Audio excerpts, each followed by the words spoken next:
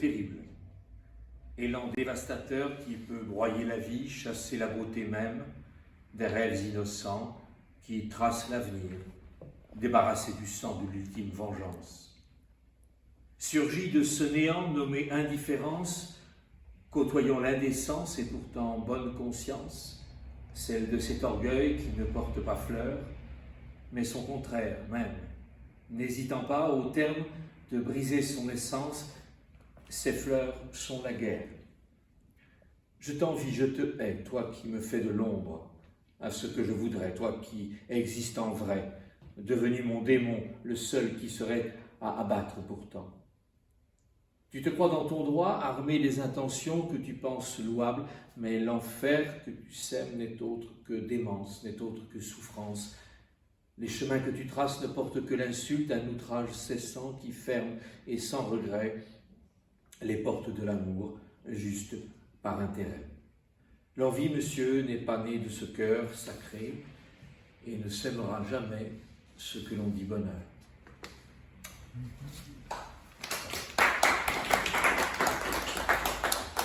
Notre texte est toujours d'un ami poète que nous avions publié dans Aux Heures de Lumière, qui se nomme Michel Cossec.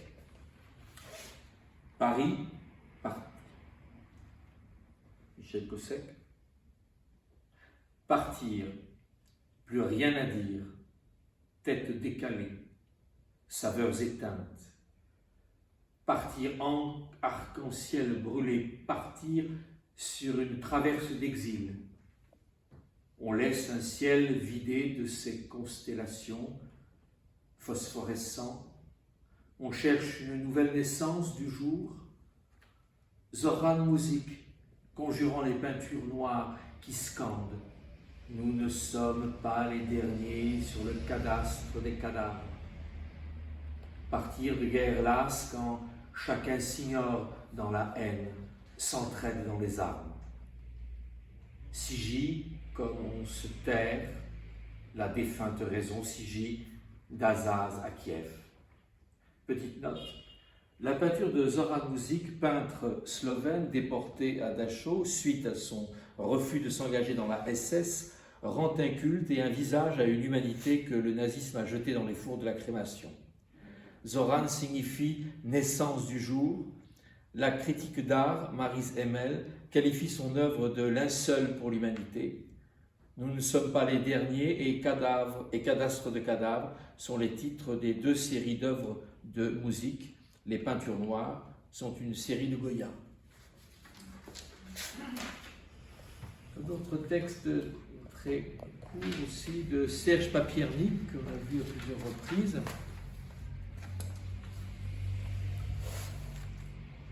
Les corps tempo portent d'étranges fruits, faits de sang, de feuilles et de racines.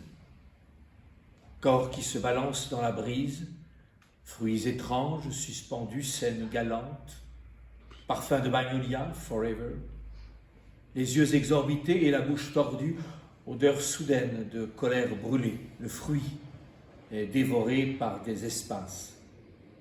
La pluie et le vent sucré filtrent le soleil rapace.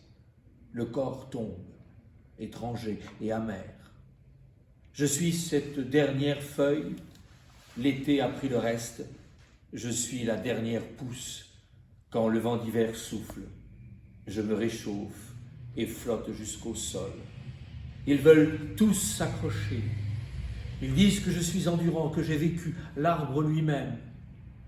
Je combats la neige, je combats la grêle, rien ne me fait partir. Je suis comme une queue résiduelle. C'est le nom de l'auteur. Serge Papiernik, qui est un psychanalyste. Alors maintenant, je vais vous dire, ce sont des extraits. J'ai fait des extraits d'un texte que m'avait envoyé à la même époque notre ami Jean-Pierre Bigeot. Jean-Pierre Bigeot, qui est venu tout à fait au début de notre collectif, mais qui est âgé de 91 ans et qui est très malade. Voilà, mais qui continue d'écrire et des choses très très belles. un dernier texte sur la mort qu'on va publier là. Et il m'avait envoyé ce texte. Donc je vous lis quelques extraits, parce qu'il me semble bien pouvoir engager une discussion. Toujours par rapport à cette question du manifeste pour un autre monde, dont je rappelle le contexte d'incitation, qui était à la fois l'invasion de l'Ukraine et d'autre part les élections présidentielles en France. Ça s'intitule « L'azur m'ayant abandonné ». Comment parler d'une guerre, l'ayant vécue entre 10 et 14 ans, puis longtemps portée dans ma vie avec des mots qui, en restituant non seulement la réalité immédiate, mais la puissance symbolique.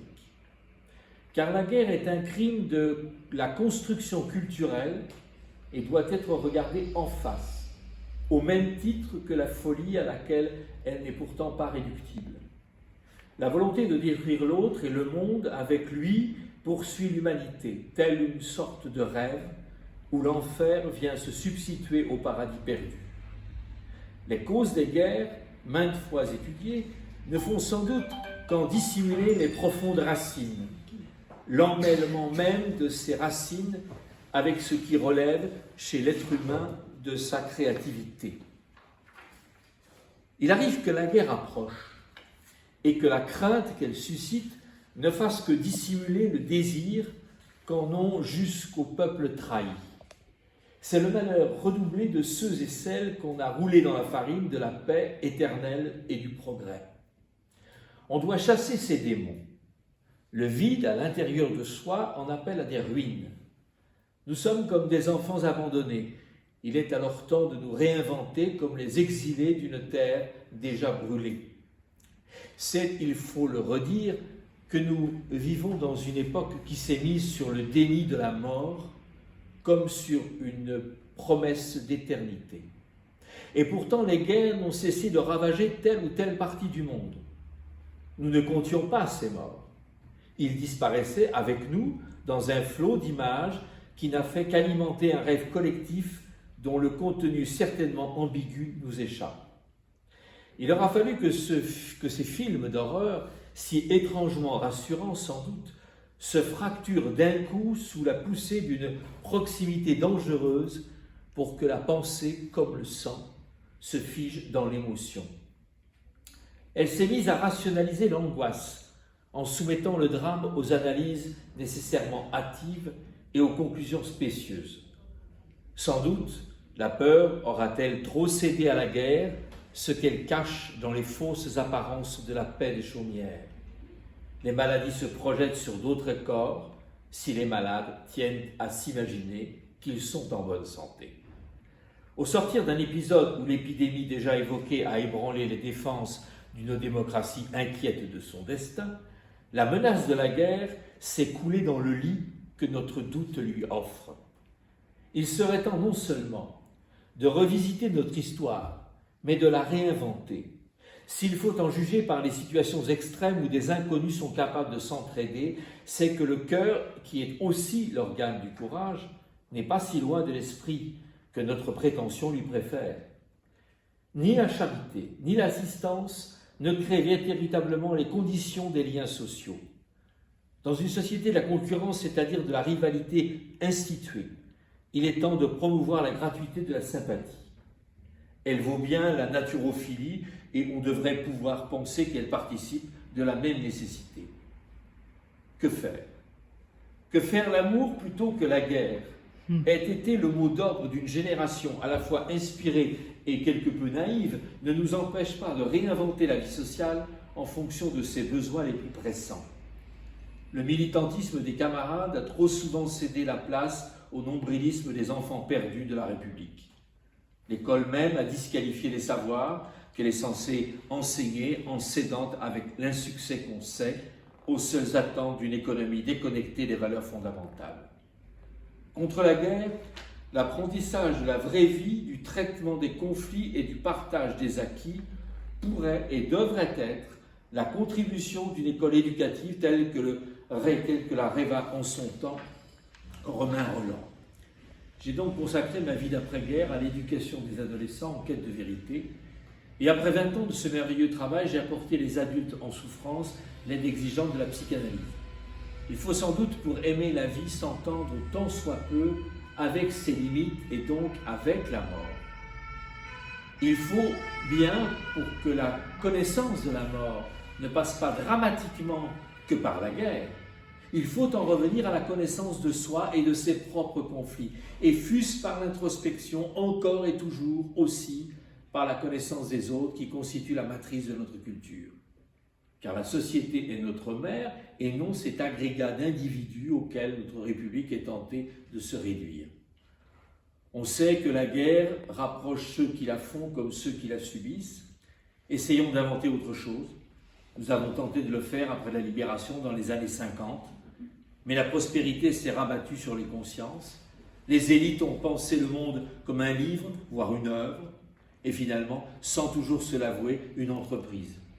Il est temps peut-être modestement de revenir sinon à la terre, du moins à l'humanité, c'est-à-dire aux vrais hommes et aux vraies femmes que les anciens appelaient les mortels.